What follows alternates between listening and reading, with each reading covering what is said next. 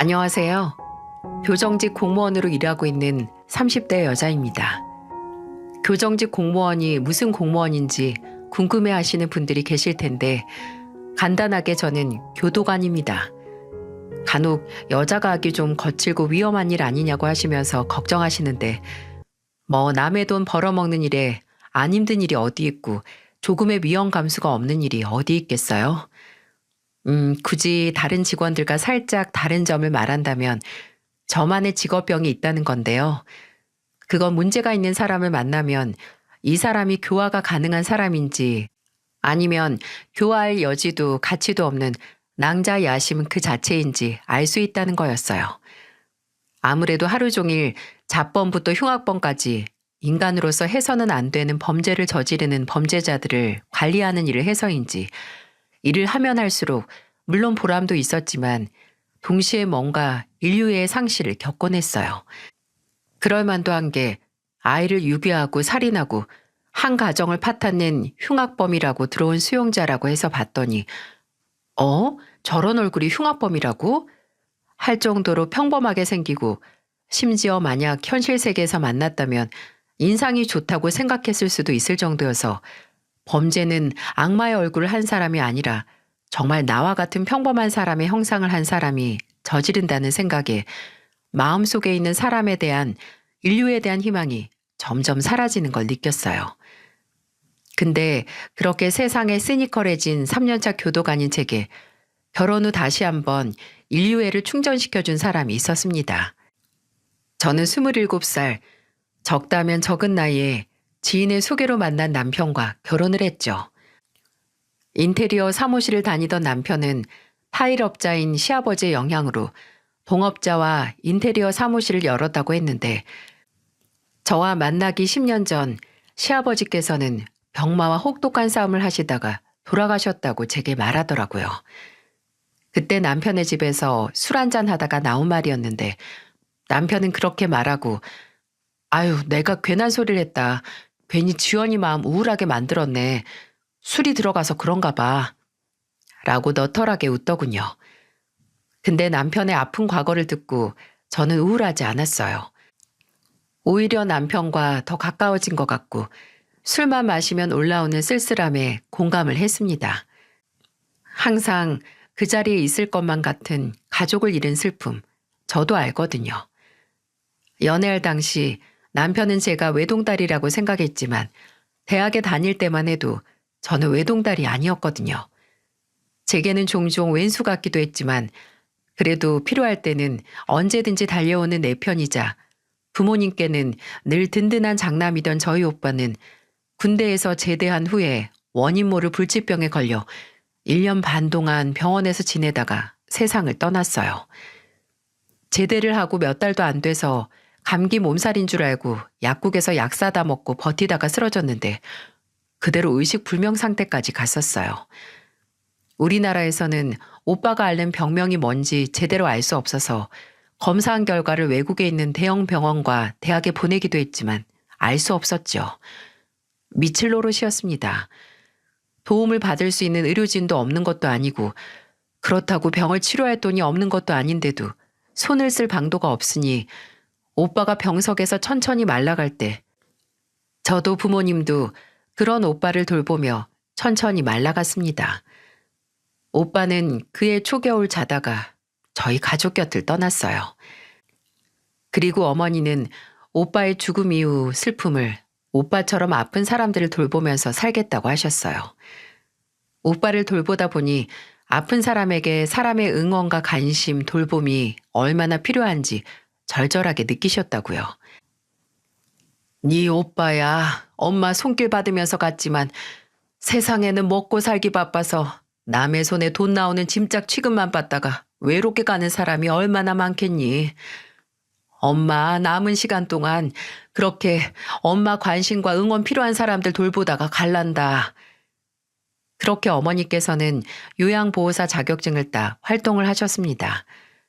돌보는 환자들을 정말 가족처럼 소중하게 대하셔서 그걸 감사히 여긴 보호자분들께서 집으로 선물도 많이 보내주시고 보너스 같은 걸로 마음을 표현하기도 하셨어요. 저는 늘 오빠가 가면서 엄마에게 슬픔을 잊고 앞으로 살아갈 삶의 이유를 선물해 줬다고 여겼습니다.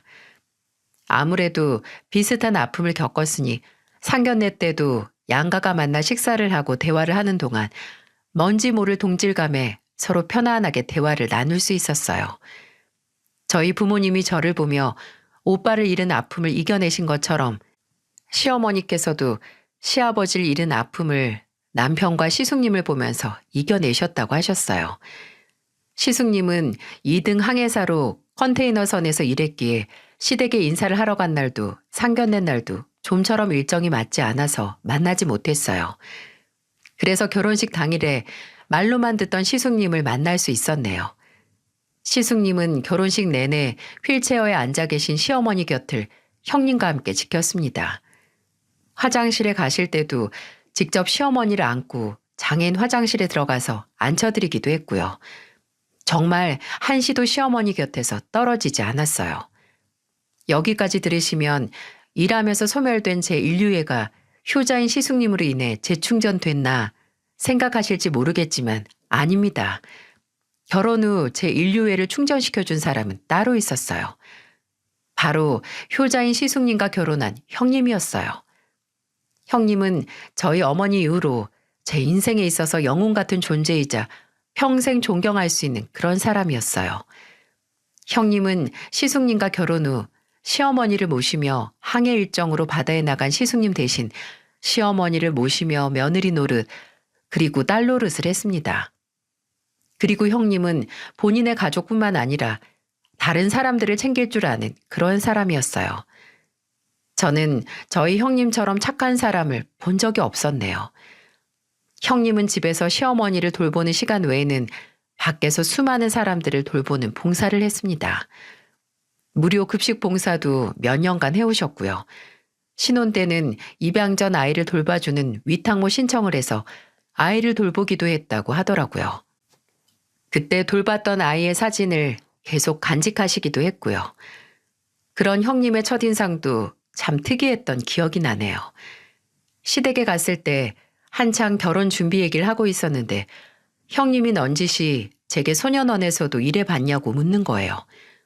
그래서 제가 없다고 하니까 사실 본인이 소년범들 재범률을 낮추는 교화 시스템에 관심이 많다고 방에서 본인이 지금까지 읽은 청소년 교화 시스템과 교육에 대한 논문을 가지고 나오는 겁니다. 나중에 빵을 만드는 과정이 소년범들의 교화 과정에 긍정적인 효과를 낸다는 기사를 보고 정말 제과제빵 자격증을 따기도 했죠. 그리고 소년원에 교화 훈련 프로그램 자원봉사 신청을 해서 지울 수 없는 짓을 저지른 애들에게 빵을 만들면서 성취감을 얻는 법을 가르쳐줬고요. 지금도 정확히 이유는 모르지만 형님과 아주버님은 결혼하고 나서 3, 4년이 지나도 아이가 없었는데 아마 그런 빈자리를 남을 돕고 도움이 필요한 아이들에게 손을 건네며 채운 건 아닌가 싶어요. 저도 그런 형님에게 정말 의지를 많이 했는데 제게는 부족한 긍정적이고 기분 좋은 에너지가 뿜뿜 흘러나오는 형님과 같이 있으면 괜히 저도 좋은 사람이 되는 것 같았거든요. 그래서 결혼하고는 형님과 가장 친한 친구처럼 자주 만나기도 했고 시댁에 놀러가서 시어머니와도 시간을 많이 보냈어요. 그리고 형님은 손맛이 기가 막혔는데 원래 제가 해산물을 안 좋아하는데도 형님이 한 주꾸미 볶음이나 조개 술찜은 정말 주기적으로 생각나서 잠도 못 이룰 만한 정도의 맛이었어요. 근데 아무리 맛있어도 먹고 싶다고 매번 형님을 귀찮게 할 수는 없잖아요. 그래서 하루는 문자로 형님에게 주꾸미 볶음 레시피를 물어봤는데 몇 분 뒤 형님은 15줄이 넘게 레시피를 자세하게 풀어서 보내주셨고요. 그리고 이뿐만이 아닙니다. 그 주 제 휴무날 아침 8시 정도에 깨서 형님에게 문자가 온 걸 확인했는데 현관문을 열어보라는 의아한 내용의 문자더라고요. 그 문자를 보낸 시간은 7시 40분 정도였고요. 뭐지? 하고 현관으로 나갔는데 문 앞에는 아무것도 없고 문고리에 검은 봉지 큰 게 걸려 있는 겁니다. 안을 확인해 봤더니 글쎄 딱 봐도 색깔이 맑아서 싱싱하고 웬만한 식당에서 요리해 파는 것보다 큰 쭈꾸미가 한 봉지 가득 들어있더라고요. 저는 놀라서 형님에게 전화를 했죠. 형님, 이게 뭐예요? 형님이 새벽에 사셔서 두고 가신 거예요? 정말 안 그러셔도 되는데 그냥 인터넷으로 시켜서 해 먹으려고 했거든요. 아니야. 인터넷이나 동네 마트에서 사면 괜히 비싸기만 하고 크기는 한 입거리도 안 돼. 어차피 어머님께서 어제 저녁에 갈치조림 드시고 싶다고 해서 새벽 시장 갔다 오려고 했는데 동서 생각이 나서 그 김에 산 거야. 내가 직접 만드는 거 보여주면 좋은데 오늘 동서 오랜만에 쉬는 날이라고 들어서 혹시 아침부터 동서 늦잠 방해할까 봐. 저희 형님은 이런 분이었어요. 그저 보여주기 식으로 남을 돕거나 허울뿐인 봉사로 본인의 가치를 높이는 사람이 아니라 정말 남을 도와줌으로써 기쁨을 느끼고 삶의 원동력을 얻는, 그리고 가장 가까이 있는 가족을 챙기는 그런 사람이었습니다. 근데 종종 사연 튜브를 듣다 보면 그런 경우가 있잖아요. 이런 사람이 세상에 딱 100명, 아니 10명만 있어도 더 살기 좋은 세상이 될 텐데 하늘은 그런 사람을 어찌 그리 잘하는지 남들보다 더 빨리 하늘로 데려가는 것 같은 그런 사람이요. 저희 형님도 그랬습니다. 형님은 저와 가족이 되고 3년이 지나기 전 겨울 음주운전 뺑소니 사고로 인해 목숨을 잃었어요. 형님의 죽음이 더욱 안타깝고 제 가슴을 먹먹하게 했던 건 그날 형님은 다른 날과 같이 노숙자분들을 대상으로 무료 급식 봉사활동을 하고 집으로 돌아오는 중 그런 참변을 당했다는 거였어요. 시숙님도 그날은 항해 일정이 없어서 3주 휴가를 받아 시댁에 계셨는데 시숙님과 시어머니가 있는 집에 가다가 저녁 8시에 음주운전 차량에 치여 그 자리에서 즉사하셨어요.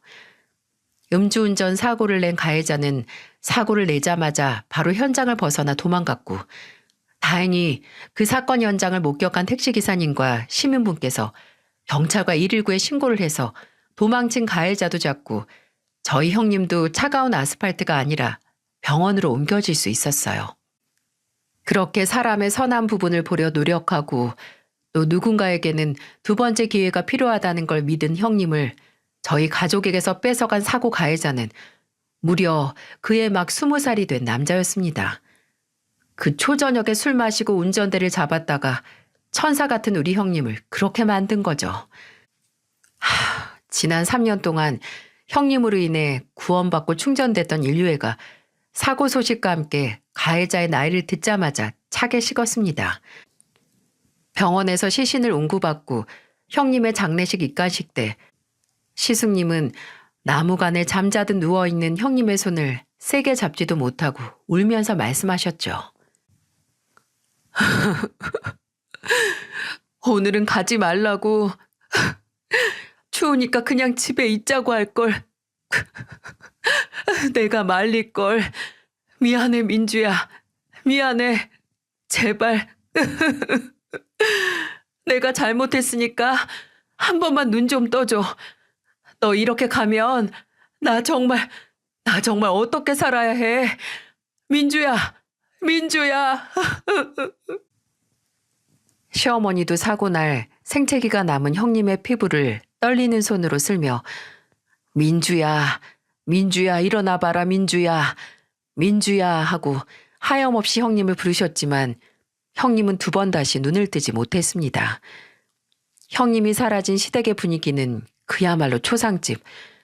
아니, 초상집이라고 할 수도 없이 우울하고 적막했어요. 시어머니는 며칠 알아놓으셨고 음식을 아예 거부하셨어요. 가슴이 답답해서 넘어가질 않는다고 하시면서요. 시숙님은 술에 의존해서 잠이 들기 시작했고 형님과 결혼하면서 끊은 담배까지 다시 피기 시작해 시어머니를 보러 시댁에 가면 시숙님이 하루 종일 피운 담배 연기로 안개가 껴있는 것 같기도 했어요. 그러다가 사건이 터진 거죠. 시숙님이 시댁에서 극단적인 선택을 한 걸 시어머니께서 발견하신 겁니다. 시어머니는 바로 남편에게 연락을 하셨고 남편은 시댁에 구급차를 보낸 뒤 제게 연락을 했어요. 다행히 시숙님은 제때 병원으로 이송돼서 목숨을 건질 수 있었지만 하루 정도 의식을 찾지 못하고 3일 정도 병원에 입원을 해야 했었죠. 시숙님이 정신을 차리지 못하고 있을 때 제가 시댁에서 시어머니를 모시고 병원에 갔는데 시어머니는 눈을 뜨지 못하는 시숙님을 차마 야속하고 미워도 때리지 못하고 바닥에 주저앉아서 아이처럼 엉엉 우셨어요. 야, 이 나쁜 놈아. 너마저 이 애미 떠나면 이 애미는 어떻게 살라고. 민주가고 너까지 가면 이 애미한테 죽으라고 하는 거나 다름없어. 어떻게 부모 가슴에 이런 대못을 박아. 이런 대못을. 민주가, 그 착한 민주가 너 이러는 걸 보면 좋아할 것 같아? 그 착한 애가 눈도 편하게 못 감고 좋은 것으로 가지도 못할 거다. 다음 날 정신을 차린 시숙님은 잔뜩 가라앉고 쉰 목소리로 밤새 옆에서 본인을 간호한 시어머니께 죄송하다고 말했어요. 그런 선택을 했던 날 밤 꿈에 형님이 나왔는데 꿈에서 나를 두고 갔다가 그 모습을 보고 차마 안 따라갈 수가 없어서 그런 짓을 했다고 했죠. 다행히 그날 후로는 시숙님도 조금씩 기력을 회복하고 본인이 죽을 만큼 힘들었던 그 고통을 차마 다른 가족들에게 2번이나 더 겪게 할 수 없다고 판단을 했는지 점점 일상을 회복하려고 노력했어요. 물론 혼자만의 노력이 아닌 저나 남편도 곁에서 자주 찾아가 만나면서 도왔고요. 딱 2년 정도 걸렸던 것 같습니다. 시숙님이 떠난 형님 얘기를 하면서 눈물을 흘리지 않고 말할 수 있게 된 게요. 저는 솔직히 그렇게 형님과 사이가 좋고 형님을 못 믿던 시숙님이 재혼 소식을 전해올 거라고 생각을 못하고 있었어요. 형님이 떠나고 한 5년 정도 지났을까요? 시숙님은 정말 급작스럽게 재혼 소식을 가족에게 꺼냈습니다. 저와 남편은 축하를 하면서도 좀 당황스러웠고 시어머니께서야 말할 것도 없이 기뻐하셨죠. 평생 떠난 아내를 그리워하면서 혼자 살 것 같은 내 아들이 또다시 제 짝을 만나서 새로운 행복을 찾는다고 하니까요. 형, 일단 어디서 만났는데? 그 여자는 형이 초혼 아닌 건 그 집에서 알아? 당연히 알지. 나 힘들 때 그 사람이 얼마나 위로를 해주고 의지가 됐는데. 나이는요? 뭐 하는 사람이에요? 나보다 8살 어리고요. 그리고 그냥 식당에서 서빙 일 하고 있어요. 뭐 이렇게 말로 하는 것보다 조만간 날 잡아서 소개시켜 줄게요. 그래, 그래. 나는 뭐든 다 좋다. 우리 아들만 행복하게 해준다면 뭐든 좋아. 아유, 잘 됐다, 잘 됐어. 그때 저나 남편은 묘하게 미심쩍은 대화를 의심했어야 했습니다. 그래도 일단 시숙님이 웃으면서 다시 행복이라는 말을 하니 꼬치꼬치 더 캐물을 순 없고 새로 우리 가족이 될 형님을 만날 날을 기대했죠. 그리고 형님이 시댁으로 인사를 드리러 온 날 당황할 수밖에 없었습니다. 아니, 사람이 연애를 하는 상대는 어느 정도 스타일이 통일이 되잖아요. 뭐 세상 화려하고 이국적인 사람만 만나 연애를 하던 사람이 다음에는 순하게 생긴 두부상의 사람을 만나는 게 일반적이지 않듯이 어느 정도 비슷한 사람을 만난다는 거죠. 근데 시숙님이 데려온 형님은 먼저 떠난 형님과는 완전 정반대의 타입이었다는 거예요. 예전 형님은 원체 스타일이 수수하고 깔끔하셨어요. 촌스러운 건 아닌데 염색도 안 하셨고 늘 잘 어울리는 단발머리에 무채색의 니트나 바지를 자주 입어서 오히려 더 세련된 느낌을 줬었죠. 근데 처음 만나게 된 형님은 와, 저는 그렇게 얇고 높은 키리를 신는 사람을 오랜만에 봤습니다. 걷다가 잘못해서 삐끗하면 발목 바로 아작날 높이의 키릴과 앉는 것도 불편해 보이는 짧은 치마에 밝은 갈색으로 물들인 긴 머리를 2배로 부풀려 말고 왔더라고요. 아니, 아무리 사람 취향이 바뀐다지만 이 정도로 바뀔 수가 있나요? 또 의아했던 점은 그래도 30 중반인데 아예 모아둔 돈이 한 푼도 없어서 결혼 준비를 모두 시숙님 돈으로 한다는 것과 또 결혼식이 초혼인 사람이 무조건 가까운 친인척만 불러서 작게 식을 올린다고 한 것도 신기했어요. 근데 뭐 이런 문제들은 좀 고개가 갸웃하다 뿐이지 그러려니 하고 넘길 수 있는 문제였죠. 오히려 시어머니는 먼저 결혼식을 조촐하게 한다는 형님을 입이 마르고 닳도록 칭찬하셨어요. 재혼인 시숙님을 배려해서 평생 한 번뿐일 수 있는 본인 결혼식을 포기한다고요. 정말 제가 뭐라 설명할 수 없는 느낌을 받은 건 바로 상견례 자리였어요. 분명 형님도 형님의 부모님들도 웃고 좋은 이야기만 하고 있긴 한데 이상하게 저 셋이서 연극을 하고 있는 것 같다는 느낌을 지울 수 없더라고요. 마치 대본을 읽는 것처럼 계속 같은 말만 되풀이하고요. 그리고 그 세 명이 연극을 하고 있다는 느낌이 든 게 가족이지만 얼굴에 닮은 구석 하나 없는 겁니다. 왜 부부도 오래 살다 보면 얼굴이 닮는데 그 사이에서 태어난 자식은 조금이라도 부모 얼굴에서 닮은 곳 하나 가지고 태어나야 하잖아요. 뭐 몇 명에 한 번꼴로 안 그런 가족도 있다지만 저는 어쩐지 형님 가족에게서 이질적인 느낌을 지울 수 없었어요. 근데 그건 제가 괜히 그렇게 느낀 게 아니었네요. 시숙님이 재혼하고 나서 1년도 지나지 않았을 때 시숙님 내외와 합가해서 살기 시작한 시어머니께서 제게 SOS 메시지를 보내기 시작하셨거든요. 그때가 시숙님이 해외 일정으로 2달 연속으로 항해를 나가셨을 때였어요. 재혼하고 처음으로 장기 항해를 하게 된 거죠. 물론 처음에는 그게 도와달라는 신호인지 알지 못했습니다.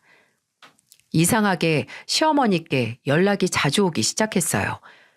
전화보다는 메시지가 많았는데 제게 오늘 바쁘냐, 당직이냐, 언제 쉬냐, 시간 되면 좀 와서 얼굴 좀 보자라는 문자를 보내시더라고요. 저야 시어머니께서 혹시 무슨 일이 있나 내가 보고 싶나 싶어서 시간이 되면 바로 시댁으로 날아갔고요. 그 해에 제가 임신을 해서 출산휴가를 받은 터라 평소보다도 더 자주 찾아가긴 했네요. 근데 이상하게 제가 갈 때마다 형님이 저를 귀찮아한다는 느낌이 오더라고요. 이게 그저 제 착각이 아닌 게 제가 갈 때마다 또 왔어요? 동서, 배가 그렇게 나왔는데 잘 돌아다니네요? 라는 말을 했거든요. 뭐 시숙님은 바다에 나가도 형님도 시어머니와 함께 생활하는 공간이니 제 방문이 신경 쓸 거라고 생각은 합니다. 그래도 어쩌겠어요. 시어머니께서 저를 부르시는데요. 그래서 형님에게 그러게요. 어머님이 이상하게 형님하고 같이 살게 된 후로 저를 부쩍 찾으시네요. 며느리들이랑 셋이서 있는 게 좋으신가 봐요. 라고 대답했죠. 하루는 또 시어머니께 오늘 올 수 있냐는 연락이 왔는데 그 문자가 오고 한 7, 8분 정도 뒤에 다시 아니다, 올 거 없다 라는 문자가 와 있는 거예요. 왜 오라고 했다가 오지 말라는 거지? 하는 순수한 호기심에 시어머니께 전화를 드렸는데 전화도 안 받으시더군요. 그날은 저도 바빠서 다시 연락을 하거나 찾아가지 못했지만 이런 일이 며칠 간격으로 2번 반복됐다는 겁니다. 오라고 문자 보내셨다가 몇 분 뒤 아니다, 오지 말라는 정정 문자를 보내시는 게요. 처음이면 그러려니 하는데 3번이라 저는 이상한 느낌을 감추지 못했습니다. 그리고 다음 날 미리 연락 없이 시댁에 찾아갔죠. 그때가 아마 6시 30분 정도 됐을 거예요. 시댁에 가니까 거실이나 부엌은 조용하고 형님은 외출을 했는지 보이지 않더라고요. 일단 시어머니를 봐야 했기에 시어머니 방으로 가는데 살짝 열린 방문 틈으로 끙끙 앓는 소리가 나는 겁니다. 저는 빠른 걸음으로 가서 방문을 열고 들어갔는데 그곳에는 얇은 이불 위에 누워서 배를 움켜쥐고 라고 겨우 신음소리만 내는 시어머니가 계셨죠. 저는 웅크린 시어머니를 안고 어머님, 어머님, 제 말 들리세요? 왜 그러세요? 배가 아프세요? 라고 물었습니다. 근데 한참 그렇게 앓는 소리만 내던 시어머니가 눈을 떠 제 얼굴을 보더니 전혀 예상치도 못한 말을 하시는 게 아니겠어요? 지원아, 나 배가 너무 쓰리고 고프다. 뭐든 좋으니까 뭐 좀 먹을 것 좀 줘라.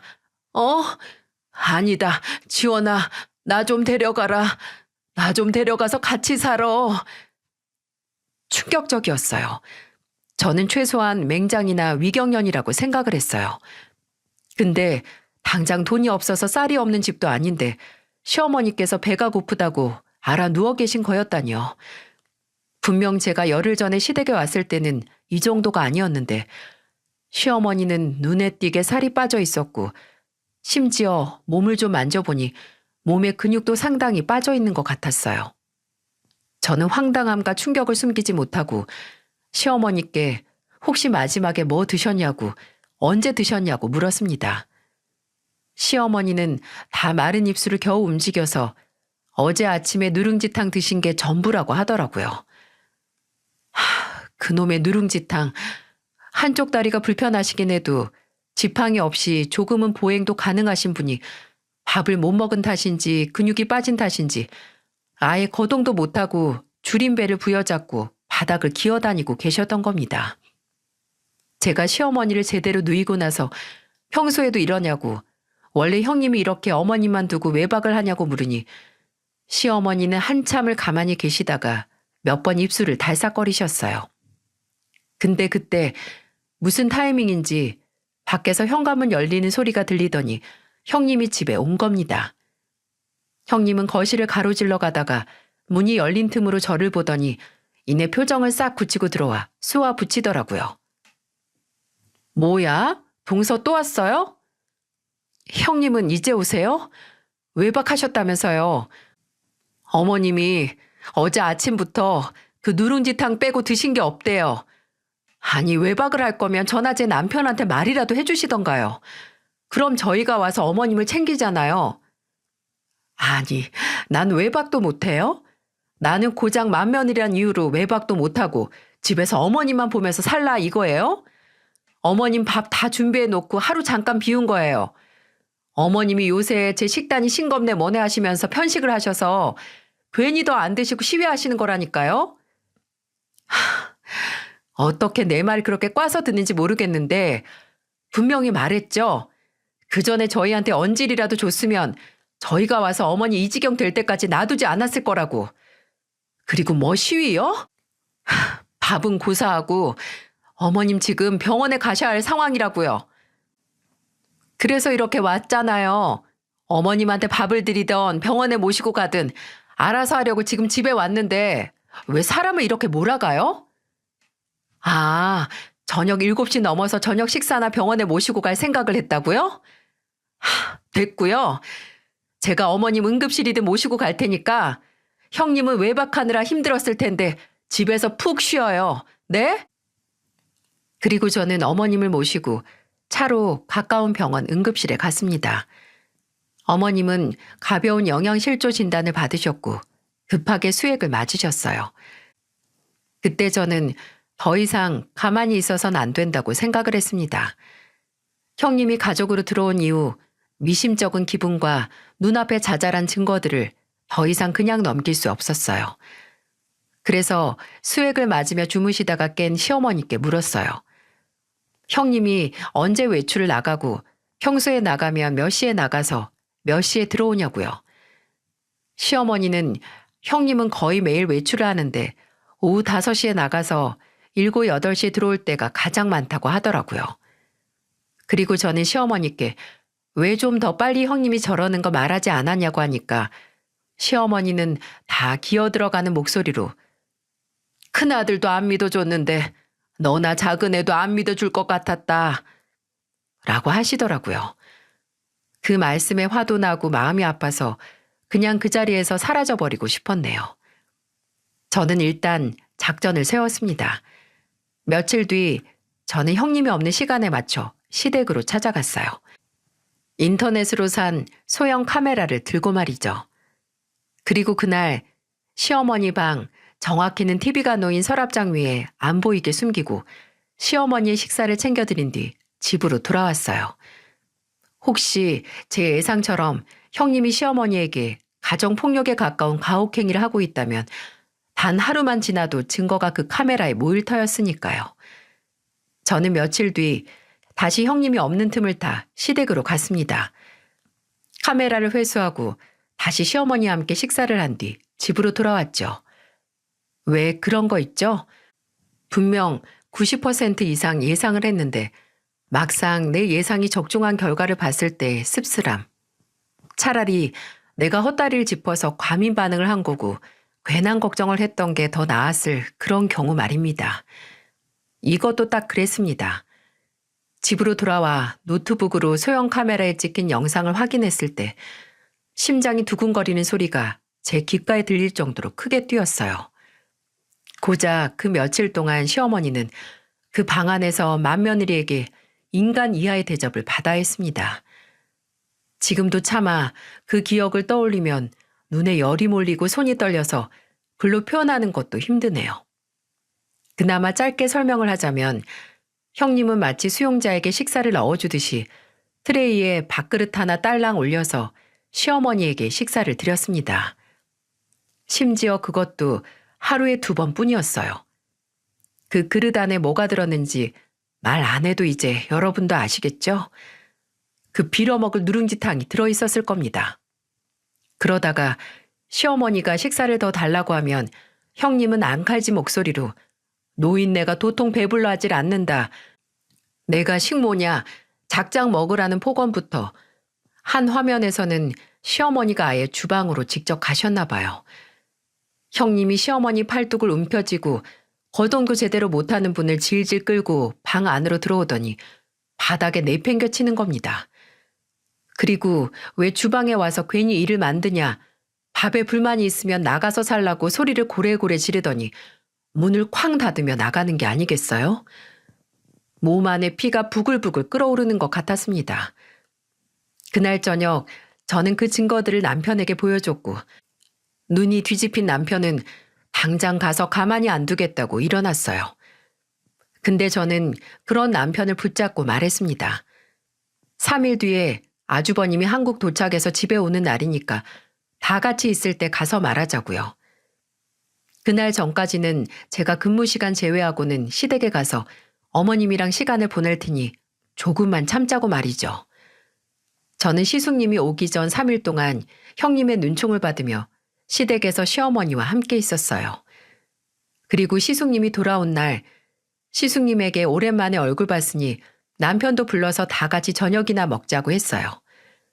옆에서 형님은 입을 삐죽거리면서 뭐하러 그러냐고 했지만 시숙님은 곧바로 좋다고 했죠. 그리고 저는 시댁 식구들과 함께 퇴근하고 시댁으로 올 남편을 기다렸습니다. 아니 정확히는 남편이 들고 올 증거 영상이 담긴 노트북이었죠. 분명 남편과 저는 그날 시댁에 오면 차분하게 증거 영상을 보여준 다음에 형님에게 가정폭력과 폭행으로 고소를 하겠다고 하고 시숙님에게는 이 여자와 이혼을 하지 않는다면 우리가 시어머니를 모시고 살 것이며 시숙님과도 연을 끊겠다. 그 말을 하려고 했어요. 근데 시댁에 들어오자마자 남편은 저와 상의한 내용을 모두 잊고 바로 형님에게 다가가더니 정말 거실이 울릴 정도로 짝소리가 나게 뺨을 올려붙였습니다. 참지 못한 거죠. 제 곁에 있던 시어머니도 놀라서 입을 못 다무셨고 아무것도 모르는 시숙님은 벌떡 일어나 남편과 형님 사이를 막아서며 고함을 질렀죠. 야, 너 지금 이게 뭐 하는 짓이야? 네가 왜 형수를 때려? 형은 모르면 가만히 있어. 아니, 형은 모르는 게 죄야. 아무리 배 위에서 지내는 시간이 많다고 해도 본인 집 지붕 아래서 일어난 일을 몰라? 그것도 우리 어머니한테 일어난 일을? 그게 무슨 소리냐고, 제정신이냐고 따지는 시숙님에게 저는 남편에게 건네받은 노트북을 켜서 들여보였습니다. 노트북 화면에서는 제가 찍은 증거 영상이 나왔고 그 영상을 보던 시숙님의 얼굴은 새파랗게 질리다가 나중에는 시뻘겋게 달아올라 부들부들 떨기 시작했어요. 시숙님은 뒤에서 본인 얼굴만 감싸고 있던 형님 손목을 잡아 붙들더니 물었죠. 당신, 이게 다 뭐야? 여기 영상에 나온 게 다 진짜야? 말해, 내가 묻잖아. 내가 집에 없는 사이에 대체 무슨 짓을 저지른 거야? 내가 뭘. 당신, 나 못 믿어? 딱 봐도 동서가 나 음해하려고 조작해서 찍은 거잖아. 넌 누굴 병신으로 아냐? 이게 어떻게 조작이야? 다 네가 형 눈피해서 우리 어머니 학대하고 지가 집주인인 척 폭군짓 한 거잖아. 이 미친 인간아. 저기요, 서방님. 말 좀 가려서 하세요. 저 서방님 어머니 모시고 사는 사람이에요. 서방님이나 동서가 모시고 살기 싫어서 저한테 떠넘긴 어머님 건강까지 생각해서 살뜰히 모시고 산 게 바로 저라고. 아! 형님은 마지막 말을 끝내지 못하고 시숙님의 손에 머리채가 붙들려 방바닥으로 내팽개쳐졌습니다. 거기서 끝나지 않고 시숙님은 잡은 머리채를 잡아 흔들며 울분에 찬 소리를 질렀어요. 네가 어떻게 나한테 이래? 어떻게 나한테?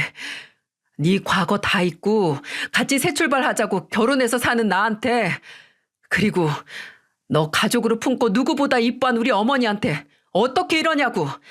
네가 사람이야? 네가 그러고도 사람이냐고. 내가 뭘 어쨌다고 이래. 이건 나. 웃겨 진짜. 내가 같이 살아달라고, 나 이뻐해달라고 했어? 지들이 결혼하자고 같이 살자고 한 주제 어디서 큰 소리야? 내가 할 만큼 했어. 이 집에서 처박혀서 나 혼자 다리도 못 쓰는 노인네 보면서 시간 낭비했다고. 근데 그깟 밥 몇 번 안 챙겨줬다고 사람을 이렇게 죄인 취급해? 그 상황에서 저는 알았습니다. 무슨 말을 해도 저 여자는 지 잘못을, 문제를 이해도 못할 뿐더러 인정도 안 할 거라고요. 그런 인간 앞에서 사람의 상식이나 도덕적인 기준을 말하는 건 시간 낭비, 에너지 낭비밖에 되지 않습니다. 그래서 저는 부른 배를 잡고 일어났어요. 어디서 그런 힘이 났는지 모르지만 저는 주저앉아 있던 그 여자의 머리채와 함께 목덜미를 붙들고 일으켰어요.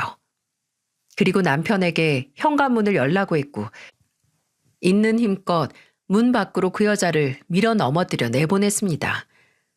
그 반동으로 저도 넘어질 뻔했지만 다행히 뒤에서 남편이 절 잡아줬어요. 저는 남편 팔을 붙들고 지금 본인에게 무슨 일이 일어난 건지 인식도 못하고 있는 멍청한 얼굴을 한 그 여자한테 말했습니다. 그래, 근데 이제 이 집에 너하고 같이 살고 싶은 사람은 없고 너 이뻐해줄 사람도 없어. 그러니까 나가. 그리고 길바닥이든 어디서든 이혼 소장이랑 고소장 기다려. 내가 어떻게든 내 가족 건든 네 인생 곤죽으로 만들 테니까. 한 차례 폭풍이 지나간 집에서 정신을 차린 시숙님은 고개 숙이고 있는 시어머니에게 다가가 울면서 그러더라고요.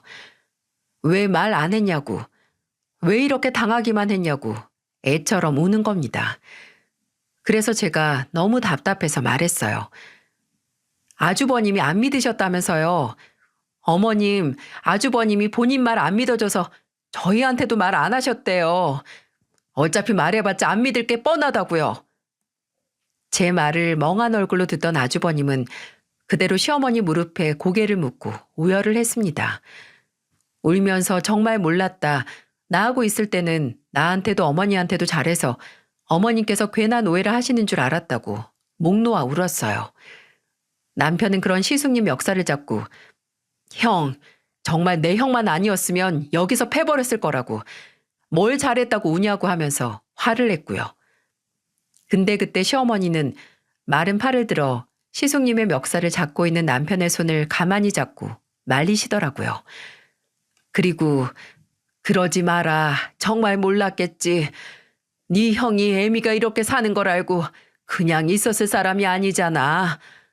라고 하셨습니다. 그때 그런 시어머니의 모습을 보면서 아, 부모란 저런 건가. 본인이 무슨 일을 겪었든 당장 눈앞에 못난 자식을 감싸는 그런 존재인가 하는 생각을 하면서 속으로 눈물을 삼켰습니다. 다음 날 저희는 바로 증거들을 가지고 경찰서로 갔습니다. 그 여자를 가정폭력으로 고소를 했어요.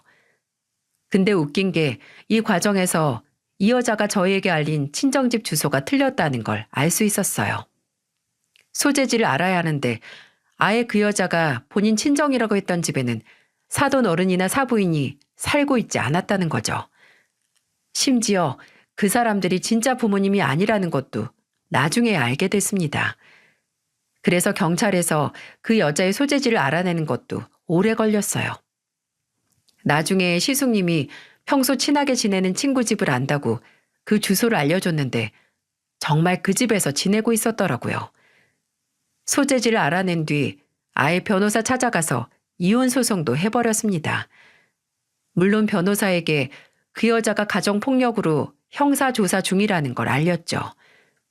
저는 그 여자가 저지른 만행보다도 이 사건에 있어서 더 충격적인 일이 있는데요. 바로 이혼 소장을 내고 온 시숙님이 저와 남편에게 한 한 가지 고백이었어요.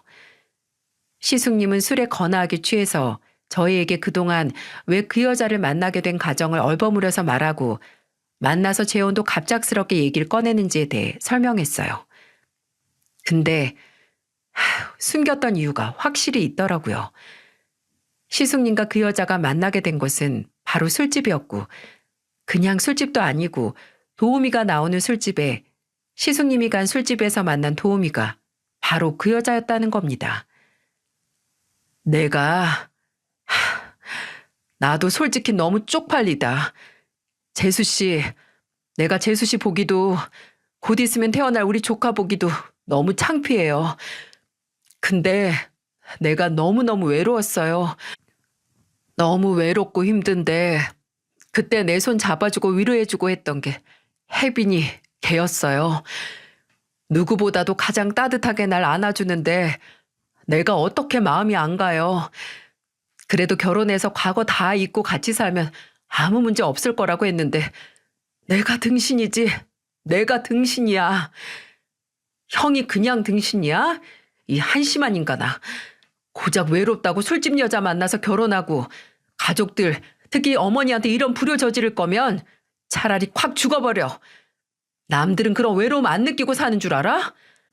고작 외롭다고 이런 일을 일으켜? 맞아요, 아주버님. 아주버님 진짜 너무 한심하고 심지어 너무 서운하려고 하네요.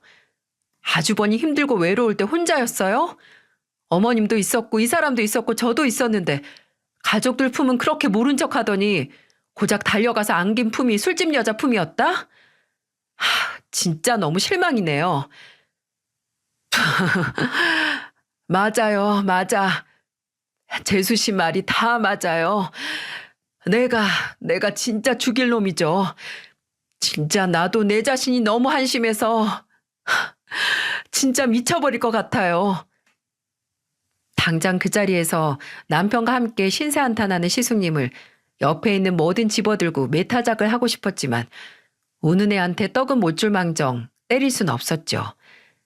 심지어 그 시기에 시숙님은 정말 보기 힘들 정도로 사람이 위태로워 보였고 시어머니 얼굴만 봐도 바로 눈물을 터뜨릴 정도로 괴로워했거든요. 시숙님이 한심한 선택을 한 건 맞지만 그래도 이 사건의 주범은 따로 있었기에 어떻게든 실수를 만회하고 반성하는 시숙님을 신경 쓸 필요는 없었습니다. 그리고 그 사건의 주범은 안타깝게도 저희가 원하는 만큼의 엄벌은 받지 못했어요. 물론 이혼 소송을 당하고 시어머니께 폭력을 저지른 게 입증이 돼서 위자료나 재산 분할금 하나 없이 집에서 맨몸으로 내쫓겨야 했지만 형사소송은 생각만큼 결과가 나오지 않더라고요. 왜 뉴스 기사 사회면을 보면 글을 읽는 것만으로도 화가 날 때 있잖아요. 특히나 당장 사형을 시켜도 모자란 흉악범에게 판사가 재판 결과를 발표할 때 다만 이라는 말을 덧붙이며 말도 안 되게 형을 감소시켜주는 거요. 그 여자도 그랬습니다. 혐의는 인정하나 다만 초범이고 이 여자가 변호사를 써서 불면증과 우울증으로 인한 심신미약 상태를 주장해서 그 여자는 실형은 받지 않고 집행유예로 절감을 받았습니다. 저희 가족은 분노했죠. 당장 저희 시어머니가 거동도 못할 정도로 약해지시고 이제는 대인기피증까지 생겨서 외출도 못하시는데 그 여자는 고작 집행유예를 받고 풀려나 자유롭게 산다고요? 우리나라가 아무리 치안이 좋다고 한들 정말 강력한 처벌이 필요할 때 가해자를 위한 온갖 변명을 붙여가며 솜방망이 처벌을 하면 무슨 의미가 있나요? 더 억울했던 건 그 여자가 2년도 안 되는 결혼 생활 동안 시숙님에게 가져가서 쓴 돈이 무려 2억에 다다랐다는 겁니다. 그 여자가 명품 중독에 심지어 외제차도 뽑았거든요. 남편은 이 사실을 알고 2차 멱살을 잡았네요. 당장 돈을 돌려받을 방법이 없어서 뒷골이 당겼지만 그래도 다행히 제가 그 여자를 급하게 그 집에서 내쫓는 바람에 차나 지가 산 명품 가방, 옷, 신발을 챙겨서 나가지 못했다는 거죠. 저는 시숙님에게 말해서 그 여자가 그렇게 사랑한 명품들과 차를 팔아버리자고 했어요. 그래서 남편이 중고차 사이트에 알아본 뒤에 차도 진짜 팔아버리고 제가 중고 어플에 명품들 몽땅 빨리 팔리게 저렴한 가격에 내놔서 고작 3주도 안 되는 시간 동안 다 팔아버릴 수 있었어요. 정말 다행이었죠. 2억이라는 돈에 비하면 푼돈이지만 그나마 그거라도 건졌고 또 이혼 소송 중에 지 물건 찾으러 왔다고 시댁으로 온 그 여자가 본인이 그렇게 사랑한 명품과 외제차를 다 팔아버렸다는 걸 알았을 때 반응이 진짜 웃겼거든요. 나중에 시숙님에게 듣기로는 그 여자는 당신이 뭔데 내 물건을 파냐고 도로 가져오라고 바락바락 소리를 질렀고 시숙님은 그 여자의 말에 코웃음을 치며 말했다고 해요. 그게 다 어떻게 네 거야? 내 거지. 너 그것들 살 때 긁은 카드 누구 건데? 그나마 네가 나한테 현찰로 뜯어간 돈은 눈 감고 넘어가는 거니까 주제 모르고 짖지 마.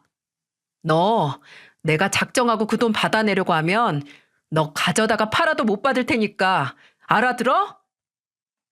그 여자는 시숙님의 말을 듣자마자 바닥에 주저앉아서 애처럼 두 다리를 버둥거리며 그 차랑 옷이랑 가방들 다 내 거라고 도로 가져와 가져오라고 라고 떼를 썼다고 하네요. 물건을 그렇게 지 새끼 마냥 귀한 줄 알면서 사람은 왜 귀한 줄 몰랐을까요? 근데 저희 가족은 당장 그 여자에 만족하지 못할 처분을 듣고 분노할 여유가 없었네요. 왜냐하면 이 사건의 후유증으로 시어머니께서 마음의 문을 닫으셨거든요. 어쨌든 시숙님은 다시 승선을 해서 일을 해야 했고 아이를 낳고 나서는 저도 하루 24시간을 시어머니 곁을 지킬 수도 없고 남편도 직장이 있으니 저희는 일단 요양보호사를 고용하려고 했어요. 근데 처음 보는 사람이라 그런지 시어머니께서 좀처럼 마음을 안 여시고 적응을 도무지 못하시더라고요. 그래서 저는 어떻게 해서든 시어머니께서 맞는 보호사를 찾기 위해 어머니께 연락을 해서 주변에 가장 추천할 만한 보호사 없냐고 조언을 구했습니다. 근데 그때 저희 어머니께서 그러시더라고요. 왜 멀리서 찾니?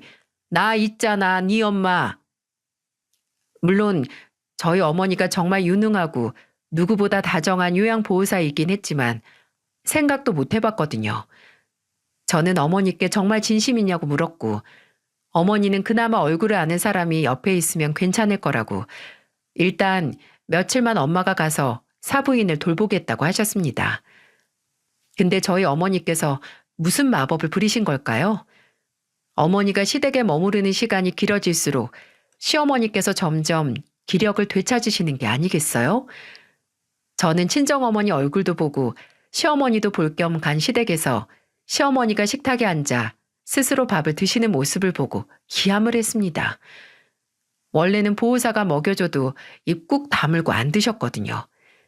그래서 어머니께 대체 비법이 뭐냐고 물으니까 어머니는 웃으시면서 말씀하셨어요. 우리 나이 때 사람들이 쉴 틈 없이 나눌 얘기가 뭐겠니? 다 자식 얘기지. 어머니는 시어머니와 자식들 욕도 하고 한탄도 하고 또 그러다가도 어쨌든 내 새끼가 예쁘다라는 칭찬을 하면서 하루 종일 시어머니와 수다를 떠셨다고 해요. 그리고 그렇게 활력을 되찾으며 대화를 나누다 보니 자연스럽게 시어머니께서는 허기를 느끼셨고 스스로 밥을 드시게 된 겁니다. 그 후로는 두 분이 같이 외출도 하시고 나가서 외식도 하시게 되더라고요. 저희 어머니께서는 반년 만에 시어머니를 그 암울한 터널 속에서 세상 밖으로 끄집어내셨어요. 그리고 그 후로는 시숙님이 바톤을 받아 시어머니를 모셨고요. 시숙님은 큰 결심을 하셨어요. 본인이 바다로 나간 시간 동안은 어머니를 못 모시니까 일을 그만두고 무슨 일이든 집에서 매일 출퇴근하는 일을 시작하겠다고요. 시숙님은 저와 남편에게 너나 재수 씨가 나한테 실망한 걸 알지만 나 정말 이번에는 잘해보고 싶어. 내가 잘못한 거 평생 사죄하면서 어머니 모실 거야. 라는 말을 했어요. 다행히 시어머니께서도 끝까지 시숙님과 함께 사시겠다는 걸 택하시고 시숙님께 두 번째 기회를 주셔서 지금까지 시숙님은 시어머니를 모시며 시댁이 있는 동네에 프랜차이즈 음식점을 열어서 잘 살고 계세요. 시어머니께서 몸 상태가 괜찮으시면 휠체어에 모시고 함께 식당에 나가시기도 하고요. 또 가게에는 어차피 직원들이 있어서 시댁을 왔다 갔다 하면서 시어머니와 함께 점심을 먹고 다시 식당에 가거나 하면서 어떻게든 시어머니와 함께 시간을 보내시려고 노력 중입니다. 물론 저도 시숙님에게 실망을 하긴 했지만 그래도 그렇게 본인의 마음을 표현하고 잘못을 만회하려는 노력을 하는 걸 보니 시숙님은 그 여자와는 다르게 교화가 충분히 가능하겠다는 생각이 들더라고요. 사실 저는 제발 그 여자가 정신을 못 차리길 바랍니다. 정신 못 차리고 집행유예 기간에 사고 쳐서 징역을 살길 바랍니다.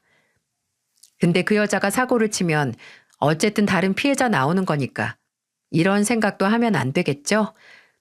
아마 단 하나뿐인 저희 형님이 이런 제 마음을 알면 으유 하면서 제 팔뚝을 찰싹 때리실 거예요. 그리고 이렇게 말하겠죠. 동서, 사람은 생각하는 만큼 존중받는 거래. 라고요. 끔찍한 인간이 끔찍한 일을 당하길 기도하는 것보단 나와 내 가족이 앞으로 이런 끔찍한 인간을 안 만나고 평화롭게 살 길을 찾는 게 더 건설적인 삶을 사는 방법이라는 생각이 드네요. 늘 다른 사람들의 사연을 듣고 울고 웃고 또 분노도 하다가 이렇게 제 사연을 보내게 되니 과연 제 이야기를 들어주신 분들께서 제 이야기를 들은 시간을 후회하지 않으실지 괜히 걱정도 되고 한편으로 또 설레기도 하네요. 부디 제 이야기가 많은 분들의 공감과 마음을 얻기 바라며 들어주신 모든 분들께 감사의 말씀을 드리고 싶습니다.